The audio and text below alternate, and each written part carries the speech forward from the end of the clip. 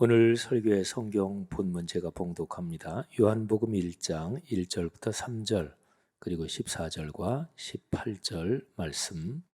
거룩하신 하나님의 말씀입니다. 태초에 말씀이 계시니라. 이 말씀이 하나님과 함께 계셨으니 이 말씀은 곧 하나님이시니라. 그가 태초에 하나님과 함께 계셨고 만물이 그로 말미암아 지은 바 되었으니 지은 것이 하나도 그가 없이는 된 것이 없느니라. 말씀이 육신이 되어 우리 가운데 거하심에 우리가 그의 영광을 보니 아버지의 독생자의 영광이요 은혜와 진리가 충만하더라. 본래 하나님을 본 사람이 없으되 아버지 품속에 있는 독생하신 하나님이 나타내셨느니라. 아멘. 우리가 사는 시대가 불확실성으로 가득 차 있습니다. 그러니까 불확실성의 시대, 이렇게 말할 수 있을 것입니다.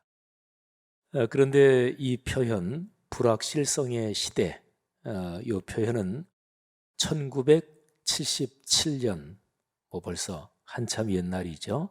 그때에 존 케네스 갈브레이드라는 경제학 또 경제 사상을 연구한 그 교수가 펴낸 책의 이름입니다. 갈브레이드 교수는 그 당시 시대가 불확실하다, 이렇게 이제 표현을 한 거죠.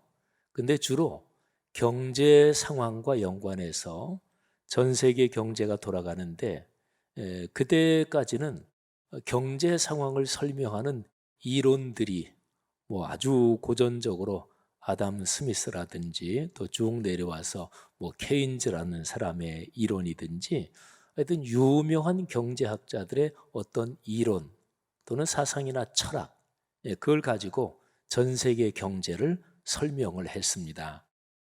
그리고 그 전 세계 경제를 그 이론에 따라서 예측을 하기도 했고, 근데 이제 갈브레이드라는 교수가 그게 이제 효력이 없어졌다, 그게 맞지를 않는다, 오늘날 세계 경제가 돌아가는 것을 전통적인 경제 이론 그 어느 것으로도 설명할 수가 없다.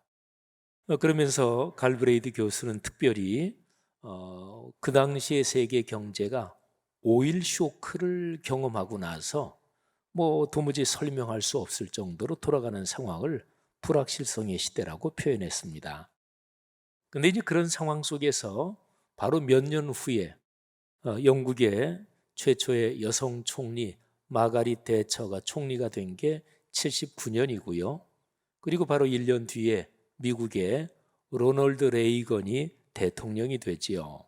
그리고 이제 미국, 영국, 전 세계적으로 가장 강력한 나라들 아니겠어요?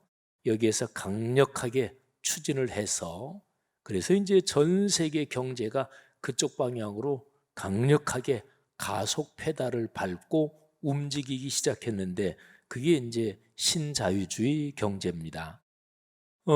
저도 경제에 대해서는 문외한이지만 상식적으로 쉽게 한번 설명을 해보면 전 세계 시장을 관세나 이런 거 가능한 대로 없애고 시장을 큰 덩어리로 하나로 만들자. 그러면 상품 생산이 증가하고 또 전 세계적으로 교역이 활발해져서 그래서 인류 전체가 잘 살게 될 것이다. 그때부터 한 40년 동안을 전 세계는 그런 방향으로 걸어왔습니다. 그런데 그 덕분에 전 세계적으로 호황이, 그러니까 사람 삶이 상당히 괜찮아진 것은 사실입니다. 그런데 빈부격차가 천문학적인 수준으로 점점 더 벌어졌고, 돈을 많이 버는 사람은 그야말로 보통 사람으로 조라는 단위가 이게 사실은 말은 하지만 구체적으로 상상이 안 가는 단위인데 돈 많이 버는 사람은 몇십조, 몇백조 단위로 돈을 벌고, 그리고 전세적으로 기근, 그리고 가난해서 삶이 힘든 그런 거는 개선이 된 건 아니고 계속해서 그렇게 어려움을 겪게 됐습니다. 그래서 이제 요즘은 근한 10여 년 전부터 이미 이런 상황 속에서 돈을 많이 벌고 이른바 성공한 사람들, 그 사람들이 먼저 야, 이렇게는 세계 경제가 갈 수 없겠다. 왜냐하면 그 가진 사람들이 다 머리가 좋은 사람들이니까 그 사람들이 생각할 때 계속 이렇게 가다가는 자기들이 가진 그 재산, 그 부를 지키고 유지하기가 힘들다고 판단을 한 거지요. 그래서 전 세계가 어떻게 새로운 경제 시스템으로 살아가야 될 것인가, 오늘날 전 세계 지도자들이 고민하고 있는 문제지요. 그런데 그런 상황 가운데 코로나19가 터졌습니다. 올해 말까지 꼬박 만 3년을 인류가 전 세계 유행 코로나를 겪고 있습니다. 내년쯤에는 어떤 방식으로 끝나든지 끝날 거다, 이렇게 전문가들이 예측을 하는데 참 고마운 일이고 또 꼭 그렇게 됐으면 좋겠습니다. 그리고 올해 2월 24일에 푸틴이 우크라이나를 침공을 해서 전쟁이 벌어졌죠. 그 전쟁은 유럽 사람들한테는 완전히 피부에 와닿는, 그러니까 자기들 사는 그 영역에서 일어난 전쟁이거든요. 근데 우리 한국이나 아시아나 이런 사람들한테는 조금 멀어 보이죠. 근데 어떤 전문가들은 우크라이나 전쟁이 지금 영향을 끼치는 그 연결고리, 이거를 생각해 볼 때 실질적으로 3차 세계대전이 발생한 것과 같다, 이렇게 얘기하는 전문가들도 있습니다. 77년 존 케네스 갈브레이드 교수가 불확실성의 시대, 이 책을 펴낼 70년대 후반, 그때는요 경제 상황이 불확실했습니다. 그런데 우리가 살고 있는 지금 오늘날 상황은 경제만이 아닙니다. 그러니까 불확실성이 인간 삶의 전방위적으로 불확실성의 이 파고가 또는 짙은 안개가 우리를 불안하게 하고 있습니다. 경제, 정치, 군사, 외교, 또 전쟁과 질병, 그리고 환경과 자연재해 등 인류의 삶을 전방위적으로 불확실성이, 불안이 압박하고 있습니다. 오늘날은 통계조사나 이런 거라는 전문가 그룹도 5년 뒤를 자신 있게 예견하거나 예측하는 건 거의 불가능하다고 보고 있습니다. 10년 뒤는 그거는 말할 것도 없죠. 성대로 우리가 살고 있는 이런 상황을 한번 이렇게 스케치를 해봤습니다. 이게 우리의 삶의 현실입니다. 이런 상황에서 희망의 등불이 희미합니다. 사람은 희망을 가져야 살 수 있잖아요. 그러니까 지금 이후로 앞으로 걸어갈, 앞으로 살아갈 이 삶의 여건이 좋아질 거다, 긍정적으로 진행이 될 거다, 이럴 때 사람은 희망을 가질 수가 있습니다. 그러니까 희망의 샘은 지금 이후로 걸어갈 미래를 긍정적으로 확신해야 그 샘이 솟는 거죠.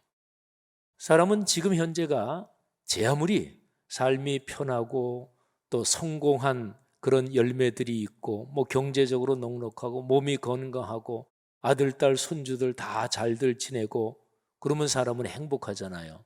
그런데 만일에 1년 뒤, 2년 뒤 이게 진짜 힘들어질 거다, 아주 큰 어려움이 닥칠 거다, 이렇다 그러면 사람은 행복을 누릴 수가 없습니다.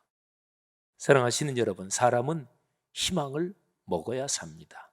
희망이 없으면 사람은 현재의 이 좋은 것도 절대로 누릴 수가 없어요. 그래서 사람은 희망을 먹어야 산다, 그렇게 얘기하는 거죠. 그러면 한번 질문을 던져보십시오. 우리가 살아가고 있는 오늘날 희망은 어디에 있는 것일까요? 또 어디에서 희망을 찾을 수 있는 것일까요? 우리 교회 사역의 상황을 잠깐 한번 말씀드리려고 합니다. 우리 교회는 지속적으로 말씀 사문동에 힘써왔습니다. 코로나19 제3년을 지나는 해, 올해 지난 5월부터 동네 세미줄 성경을 출간하고 나서 말씀 묵상, 동네 세미줄 성경을 통한 말씀 묵상으로 우리의 사역을 헌신하고 있습니다. 저는 담임 목사로서 우리 교회 사역이 굉장히 중요한 새로운 길로 들어서고 있다, 들어서서 걸어가고 있다, 그렇게 생각하고 있습니다. 하나님께서 코로나19 첫 해, 그러니까 2020년 그 늦가을 11월쯤에 제게 동네 세메줄 성경을 구상하게 하셨습니다. 그리고 지난 5월부터 우리 교회는 모든 것을 여기에 초점을 맞춰서 헌신하고 있습니다. 여러분, 2000년 교회 역사에서 불안과 절망이 덮칠 때, 또는 불확실성이 인간 삶을 위협하고 있을 때, 그때 그리스도인과 교회는 어떤 자세와 태도를 가지고 살아갔을까요? 삶과 시대가 어렵고 힘들 때마다 그리스도의 교회 그리고 신앙인들은 언제나 말씀에서 길을 찾았습니다. 그러니까 우리 신앙의 제일 근본, 그 본질로 돌아갔다, 이제 그런 얘기죠. 하나님의 거룩한 말씀에, 거기에 희망이 있고, 그리고 거기에서 비치는 희망의 빛을 보고 걸어갔습니다. 그래서 신앙의 선배들이 역사와 시대가 어려울 때, 또 교회가 제 본분을 잃었을 때 그때마다 외쳤던 그런 말씀들이 이런 표현들입니다. 말씀으로 돌아가자, 초대교회로 돌아가자, 근원으로 돌아가자. 종교개혁이 일어났을 때 1500년대, 그때도 신앙의 선배들이 역시 이 말씀을 외쳤습니다. 그때 당시에 라틴어는 식자들이 일상생활에서도 쓰이던 언어였는데, 라틴어 표현으로 근원으로 돌아가자, 이 표현이 아트 폰테스입니다. 아트, AD, 이거는 무엇으로 무엇을 향해서, 이런 뜻이고, 폰테스, 이게 바로 이제 샘이라는 말입니다. 그러니까 아트 폰테스, 그러면 샘으로, 근원으로 돌아가자, 이렇게 외쳤던 거지요.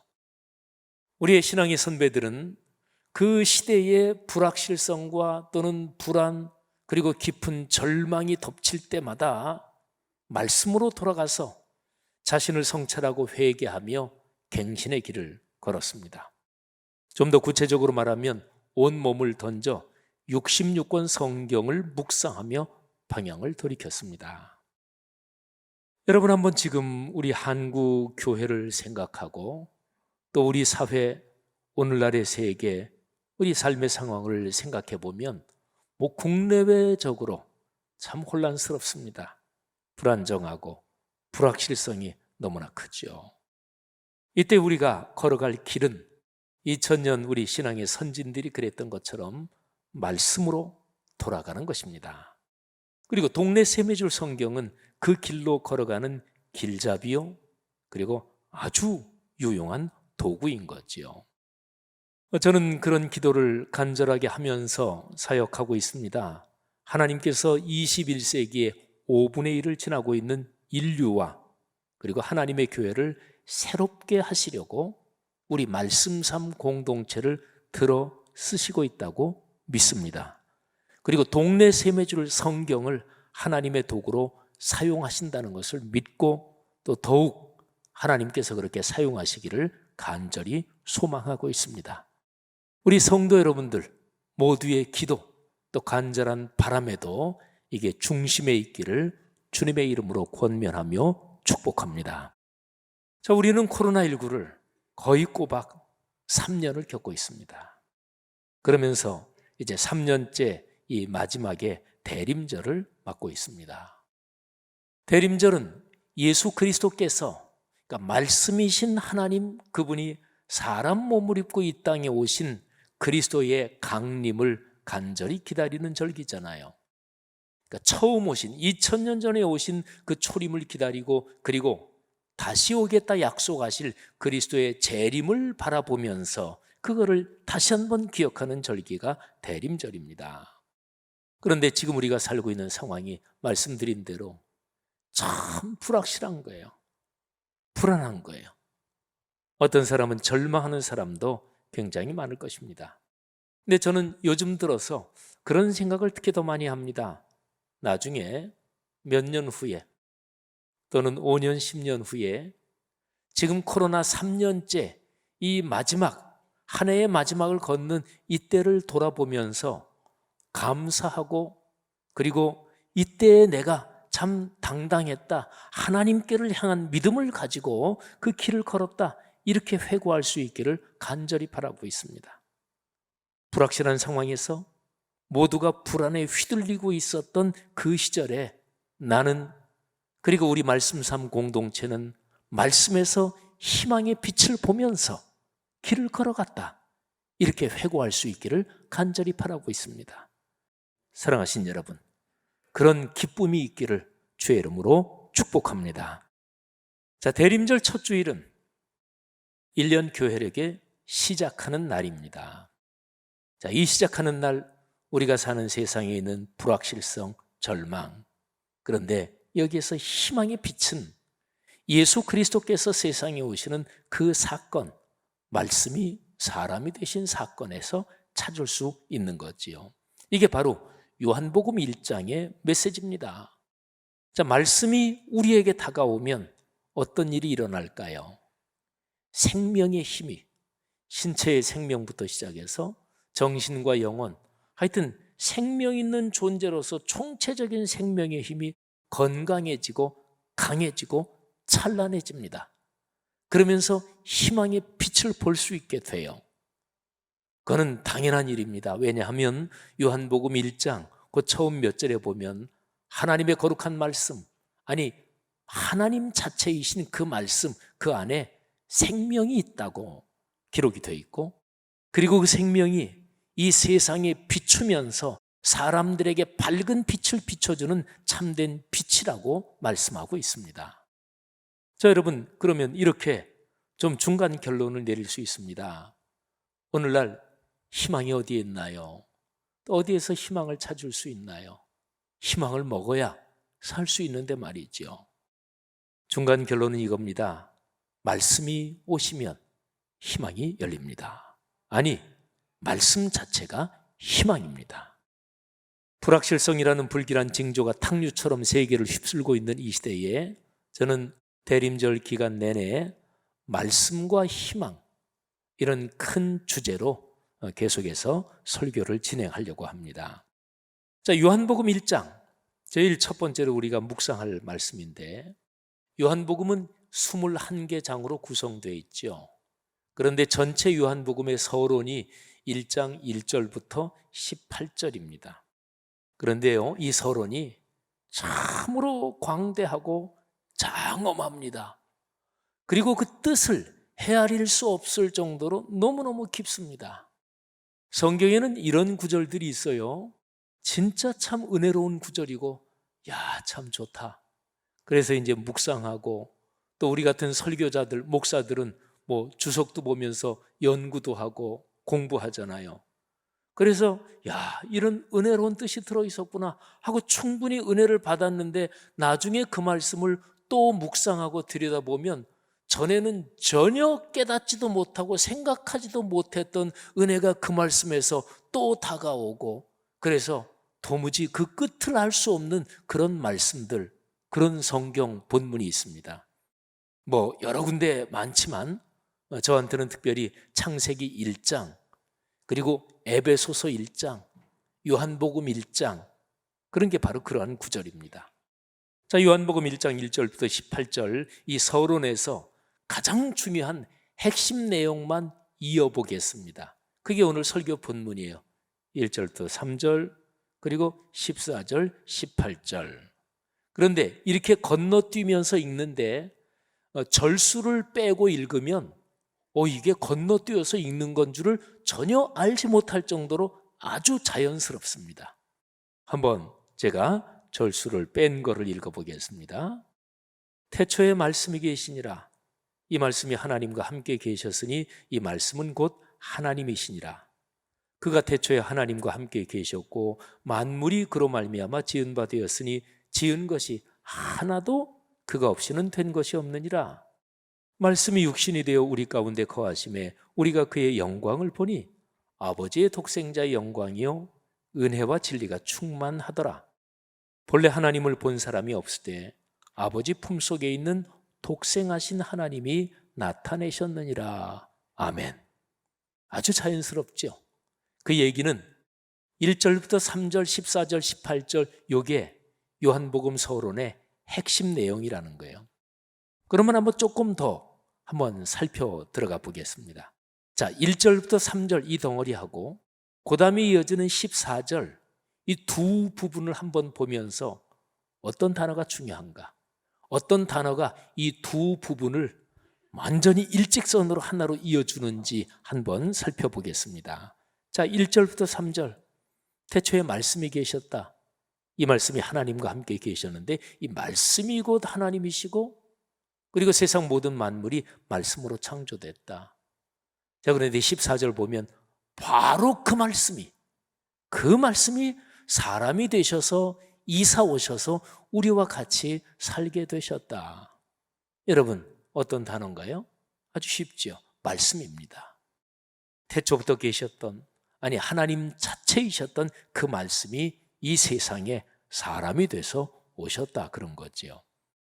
자, 그러면 14절과 18절을 이어주는 단어를 또 한번 찾아볼까요? 자, 14절 말씀이 육신이 되어 우리 가운데 거하셨다. 우리가 그 영광을 보니 아버지의 독생자의 영광이요 은혜와 진리가 충만하더라. 자, 아버지의 독생자, 하나님 아버지의 독생자. 이 독생자는 피조된 존재가 아닙니다. 영원 전부터 아버지와 같이 계셨던 아버지의 독생자. 그런데 18절에 본래 하나님을 본 사람은 없다.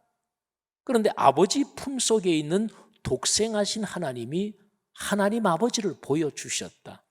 여러분, 18절에는 아버지 품속에 있는 독생하신 하나님, 14절에 있는 아버지의 독생자, 이것보다 좀 더 발전시켜서 아버지 품속에 있는 독생하신 하나님, 이렇게 표현을 하고 있죠. 여러분, 연결시켜주는 단어, 하나님 아버지의 독생자, 그분이 바로 하나님을 보여주셨다. 여러분, 여기에서 아주 중요한 메시지가 있습니다. 18절 처음에 있는 건데요, 본래 본디 하나님을 본 사람은 누구도 없습니다. 아무도 하나님을 보지 못했어요. 요한복음을 쭉 읽어 내려가다 보면 14장쯤에 가서 빌립이 예수님한테 이렇게 요청을 합니다. 주님, 우리에게 하나님 아버지를 좀 보여주십시오.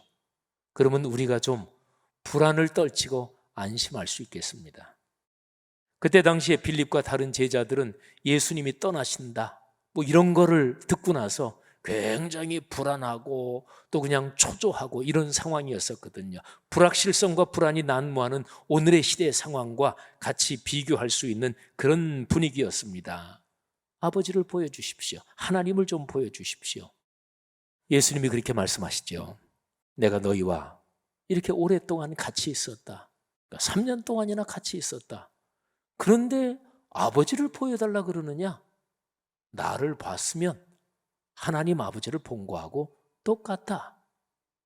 사랑하신 여러분, 하나님을 본 사람은 없는데 누가 보여주셨느냐?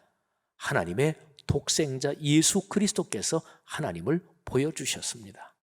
여러분, 여기에서 우리가 우리 신앙에, 우리 기독교 진리에 가장 근본으로 삼을 무지무지하게 중요한 그런 내용이 여기에서 나올 수 있습니다. 여러분, 모든 것의 시작은 하나님이십니다. 시작은 사람이 하는 게 아니에요. 시작은 하나님입니다. 그러니까 영원 전부터 영원까지, 그때는 시간이 없었던 거죠. 오직 하나님만 계셨습니다. 그런데 그때에 바로 절대 무의 상황에서 하나님께서 당신의 뜻을 펼치신 거예요. 그러면서 유가 생긴 거예요. 창조가 바로 그런 거예요. 그러니까 기독교 신앙에서 창조는 아무것도 없던 절대 무에서 하나님께서 시작하셔서, 그래서 유를 만드시고 피조세계를 만드시고 그리고 특별히 사람을 만드셨습니다. 사람에게는 특별히 하나님의 형상을 주셨습니다. 그러니까 기독교 신앙에서 이게 초석입니다. 시작은 하나님이십니다. 하나님이 당신의 뜻을 펼치신 거예요. 그걸 가리켜서 계시라고 그래요. 계시를 우리 신앙적인 용어, 신앙적인 뜻으로 설명하면 하나님께서 당신의 뜻을 보여주시는 거, 아니 그거는 하나님 자신을 보여주시는 거죠. 하나님이 나 여기 있다, 그렇게 하나님을 보여주시는 것을 계시라고 그래요. 그러면 기독교 신앙은 계시에서 시작합니다. 사람들이 하나님을 찾아가는 게 아니에요. 사람은 하나님을 찾아갈 수 없을 정도로 죄에 물들었고 그리고 타락했습니다. 하나님을 찾아간다고 하는 것들이 전부 다 우상을 만들고 이런저런 잡신 종교를 만드는 거예요. 그런데 하나님이 먼저 찾아오셨습니다. 그게 창조요. 그리고 구원도 역시 그것입니다. 죄에 빠진 세상, 멸망할 수밖에 없는 세상에서 하나님께서 구원을 시작하셨는데 그게 요한복음 1장의 메시지지요. 하나님 자신이신 그 말씀이 사람이 되셔서 이 땅에 오신 예수 그리스도. 자, 여러분, 오늘 제가 설교 제목이 계시에서 시작하다 이것입니다. 자, 기독교 신앙, 기독교 진리는 계시에서 시작됩니다. 근데 이 표현이 마음에 좀 금방 쉽게 다가오진 않죠. 상당히 신학적인 표현이다 이렇게들 아마 생각하실 거예요. 자, 그러면 이거를 우리가 신앙생활에서 보통 쓰는 표현으로 좀 직접적인 말로 한 두세 단계를 거쳐서 제가 바꿀게요. 자, 모든 것은 계시에서 시작합니다. 자, 다른 말로 바꾸면 하나님에게서 시작되는 거예요. 예수님에게서 시작되는 거예요. 삼위일체 하나님, 그분이 시작하시는 거예요. 자, 조금 더 바꿔볼까요? 삼위일체 하나님이 당신의 뜻을 보여주신 거, 그 구체적인 내용이 66권 성경입니다. 그러니까 모든 것은 66권 성경 말씀에서 시작이 돼요. 자, 여러분 생각해 보세요. 지금까지 살아오신 길에서 여러분이 남보다 좀 더 훌륭하게 이룬 업적이나 또는 남보다 이룬 열매들이 무엇입니까? 또는 여러분들이 지금까지 살아오면서 그건 진짜 내가 생각해도 잘했어. 내 젊은 시절 20대 또는 30대 또는 50대에 또는 은퇴하면서 내가 그건 진짜 잘했어. 어쨌든 지금까지 살아오시면서 인생 연대 어느 때든지 간에 여러분이 진짜 그거 잘했어 그랬던 일들을 생각해 보십시오. 누가 하신 건가요? 그거 제가 했죠. 내가 얼마나 노력했는데요. 내가 다른 사람보다 내가 말은 자주 안 하지만 훨씬 더 똑똑합니다. 나를 이 방면에서 따라올 사람 없습니다. 그런 마음이 드는 사람도 있을 거예요. 근데 신앙적으로 올바른 태도인가요? 아닌 거 알잖아요. 하나님이 하신 거잖아요. 하나님의 은혜잖아요. 다들 그렇게 고백하시잖아요. 그게 바로 그 얘기예요. 하나님이 시작하셨습니다. 하나님이 은혜로 이끄셨고 그리고 하나님께서 이루셨습니다. 은혜입니다. 여러분, 시대가 불확실하고 불안한데 어떻습니까? 여러분이 성취한 것, 여러분이 이룬 것, 여러분이 벌어놓으신 돈 또는 여러분의 아들, 딸들 살고 있는 것, 그것이 여러분이 평생 앞으로 더 살아가시면서 든든한 기초가 넉넉히 되겠습니까? 어떨까요? 가장 기본적으로 한 가지 말씀드리면 어느 누구도 나이가 들어가고 시간이 흘러가면서 내가 가지고 있는 내 것만 가지고 든든하다 그럴 수 있는 사람은 아무도 없습니다. 시간이 흘러가면 불안해집니다. 무너집니다. 그러면 어떻게 해야? 나이가 70, 80, 90 또는 100수 하시는 분들도 요즘 더러더러 계신데 인생 나이가 그렇게 들어도 마음이 무너지지 않고 품위를 유지하면서 불확실성, 불안에 휘둘리지 않고 살 수 있는 것일까요? 그 한 가지 가능성은 이거예요. 하나님이 시작하셨고 하나님이 이끄셨고 모든 것 하나님의 손에 있습니다. 제가 주님께 맡깁니다. 할렐루야. 사랑하신 여러분, 계시에서 시작한다는 얘기가 바로 그 얘기입니다. 가장 구체적인 얘기 한 말씀 더 드리고 마치지요. 계시에서 모든 게 시작되는 거예요. 하나님 예수 그리스도가 모든 것의 시작이에요. 66권 성경이 시작이에요. 그런데 마지막 한 말씀 더 드리면 이 66권이 내 삶으로 다가오게 해야 되잖아요. 근데 66권 성경 진리의 말씀인 줄 알고 이 말씀 보면 복 받는 것도 아는데 66권 성경 내용이 내 삶으로 오는 요거를 건너기가 왜 그렇게 힘든지 이유가 있습니다. 악한 영이 그걸 막아요. 우리의 신앙에서 부족한 타성, 관성이 그걸 자꾸 막아요. 요거를 건너야 돼요. 그걸 건너는 방법이 그걸 가리켜서 말씀 묵상이라고 그래요. 동네 세매줄 성경은 말씀 묵상을 가장 어떤 면에서 쉽고 어떤 면에서 우리의 삶에서 일상에서 할 수 있도록 그렇게 출간된 책이 동네 세매줄 성경이에요. 사랑하는 성도 여러분들이요, 하나님께서 우리 교회 공동체를 통해서 이 불확실성의 시대에 거룩한 말씀에서 희망의 빛을 보고 걸어가는 거룩한 운동이 우리 교회를 중심으로 흐르게 하기를 간절히 원합니다. 여러분, 성도 여러분들이 그 중심에 서서 걸어가시기를 주의 이름으로 축복합니다. 동네 세매줄 성경을 가지고 말씀을 묵상하며 걸어가는 모든 분들에게 하나님이 넉넉한 복의 문을 열어주시고 그리고 희망의 문을 활짝 열어주시기를 주의 이름으로 축원합니다.